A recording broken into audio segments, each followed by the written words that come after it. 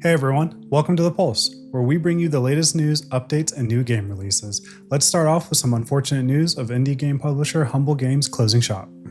Recently, a Humble Games employee shared on LinkedIn that the company is closing. Here's what they said. At 9 a.m. this morning, 36 employees of Humble Games were told that they were being let go and that the company is shutting down. Another employee confirmed this, stating that everyone at Humble Games had lost their job. However, the publisher's official statement tells a slightly different story. They say the company is restructuring rather than closing and that they will continue to support developers they have publishing deals with. In a statement on X, Humble Games stated that due to challenging economic times, they have made the tough decision to restructure their operations to ensure stability and support for their developers and ongoing projects. They emphasize that this restructuring will not affect Humble Bundle's operations. They acknowledge that the significant impact on their team and express deep empathy, committing to support their development partners and assist affected team members during this transition. According to Chris Radley, a former Humble Games employee who left in 2022, the entire staff has been replaced by a third-party consultancy. Aftermath reports that a company called the Powell Group is taking over after Humble Games' owner, Ziff Davis, unsuccessfully attempted to sell the publisher. Humble Games is known for publishing some great titles like Void Bastards, Forager, and sorry for butchering this, Signalis. They also have deals with several upcoming games, including the survival game Lost Skies and the co-op heisting game Monaco 2. Unfortunately, this isn't an isolated incident. Last year was tough for the job security in the games industry, and things have only gotten worse this year, with thousands of layoffs in January alone.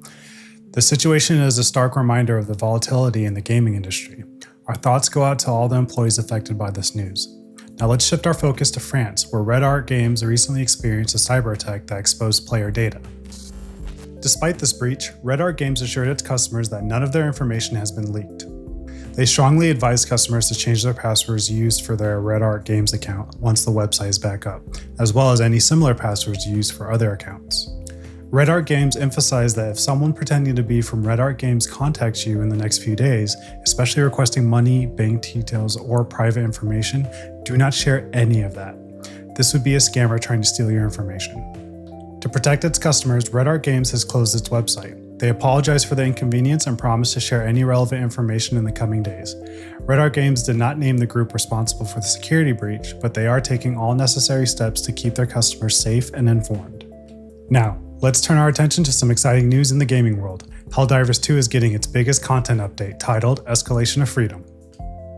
Arrowhead Game Studios has announced that with the Escalation of Freedom update, things are going to get worse for players. In a good way. This begins with the reintroduction of the Impaler, a bug that burrows in the ground and unleashes large, ferocious tentacles to fight players. According to Helldivers 2 design director Miklas Malmberg, the Impalers are meant to cut off your escape route with their large tentacles, at which point you can either reroute or stay and fight. Fans actually began theorizing that the Impalers were on their way to Helldivers 2 months ago, after a blog post mentioned tentacles a few times and seemed to show off at least one new weapon specifically meant to combat them. If you haven't played Helldivers 2 yet, know that the game itself is already challenging in its own way, but with this new update, it's about to become even more challenging. There will be a new version of the swamp environment because Arrowhead wanted to spook it up a bit. It appears to tout a darker sky with the occasional crack of lightning, and the whole thing really does look a little bit moodier. There will also be new environmental hazards and reworks of the existing ones, like the Acid Storm, which now applies a debuff to both players and enemies instead of just limiting visibility. Historically, change has been largely incremental, taking place across several smaller, steadily released updates. It seemed like every other week there was some new feature, enemy, or environment that was being released. Eventually, these releases slowed down, at least in part because they were causing numerous problems for the community. Hopefully this massive update will be a success at launch. Arrowhead Game Studios has announced that the Escalation of Freedom update is coming August 6th. Will you fight for democracy once again? Hope to see you there. Now, let's move on to another exciting update. Call of Duty Modern Warfare 3 is coming to Xbox Game Pass. As detailed by Xbox Wire, Call of Duty Modern Warfare 3 has been released on Game Pass for console, PC Game Pass, and Game Pass Ultimate on July 24th. It includes the entire package, which is the campaign, multiplayer, and zombies. This move comes less than a year after Modern Warfare 3 launched last November and follows Microsoft's $69 billion acquisition of Activision Blizzard. This is significant not only for Call of Duty fans, but also because Call of Duty Modern Warfare 3 will be the first game in the franchise to join Xbox Game Pass. And the news doesn't stop there for Game Pass. Xbox Game Pass may expand with more subscription tiers. Let's dig into that. So, the last price hike for Game Pass Ultimate and console plans was justified by a need to match local market conditions. However, in response to this September's hike, the FTC criticized the service, calling it a degraded product.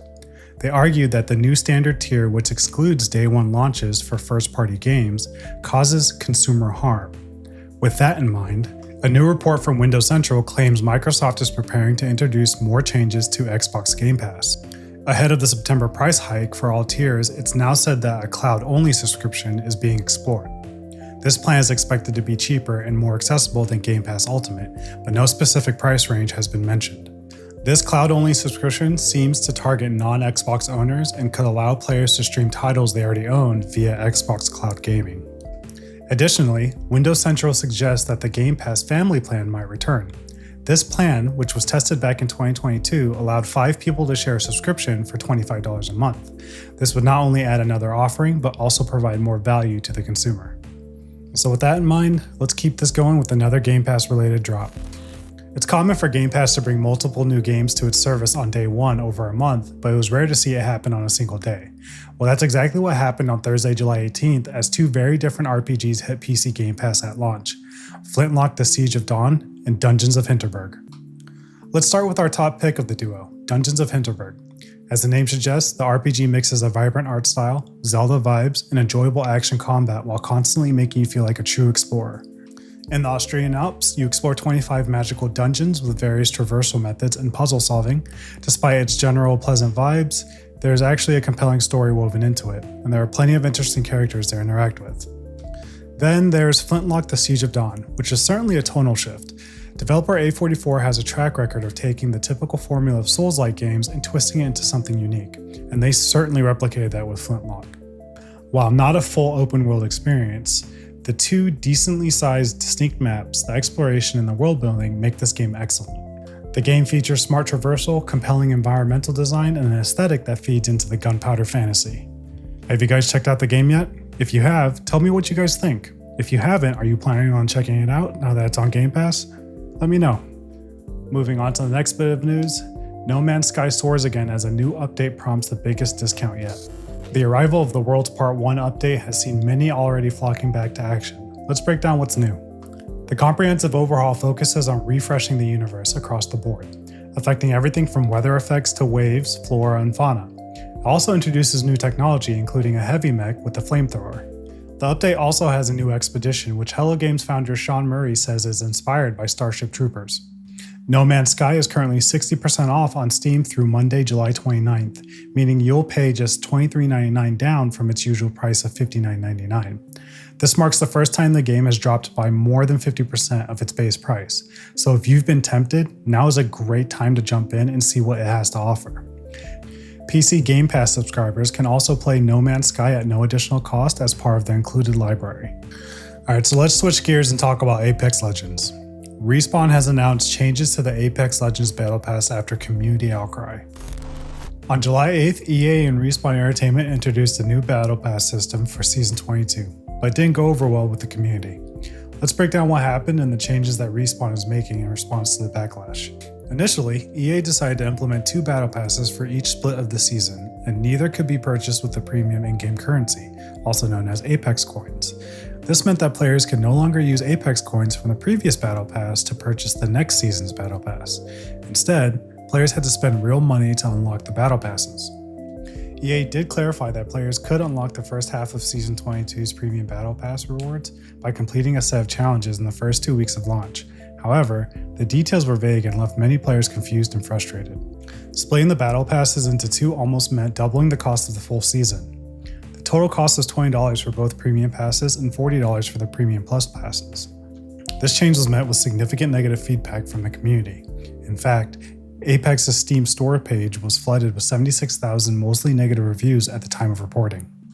On July 24th, Respawn released an update to address the concerns and apologize for the poor handling of the previous announcement. There will still be a Battle Pass split within each season, but the latest changes restore the ability for players to purchase the Premium Battle Pass with 950 Apex Coins. Now, the other layer to this is that there are now 2 new Battle Pass tiers, Ultimate and Ultimate Plus.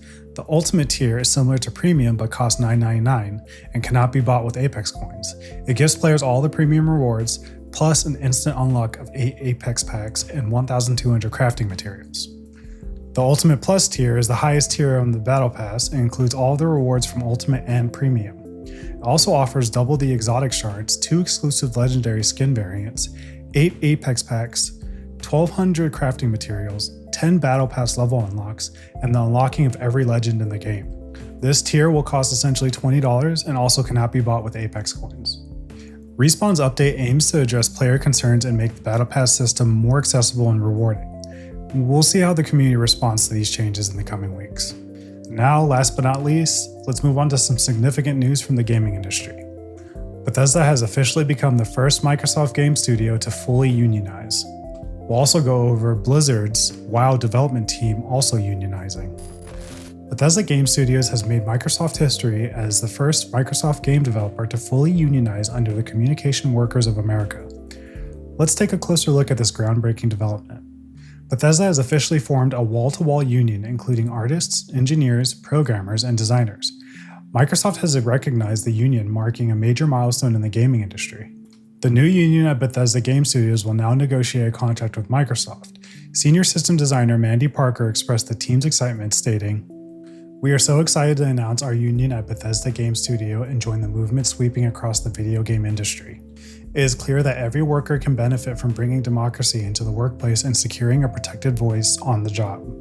We're thrilled to get down to brass tacks and win a fair contract, proving that our unity is a source of real power to positively shape our working conditions, our lives, and the company."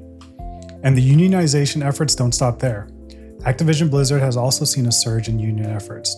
Just a few days after Bethesda's announcement, over 500 developers working on World of Warcraft at Blizzard formed their own union under the CWA. The union was confirmed after 241 developers either signed a union authorization card or indicated their support via an online portal.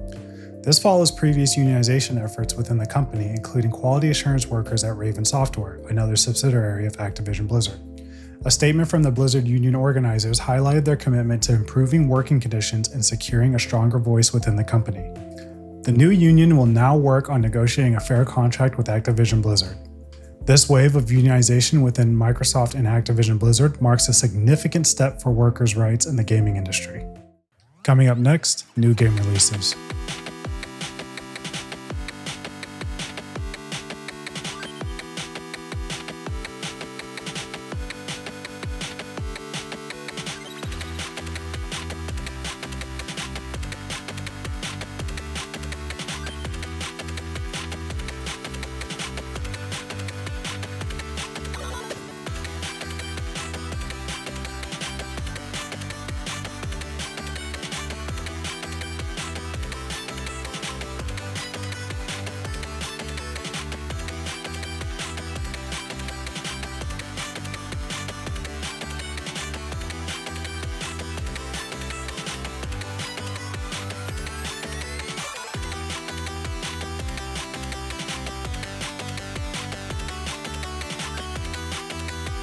And that's your weekly pulse. If you've made it to the end, thanks for watching.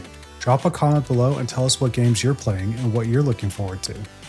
Remember to like and subscribe and hit the notification bell. Thanks again, see you next week.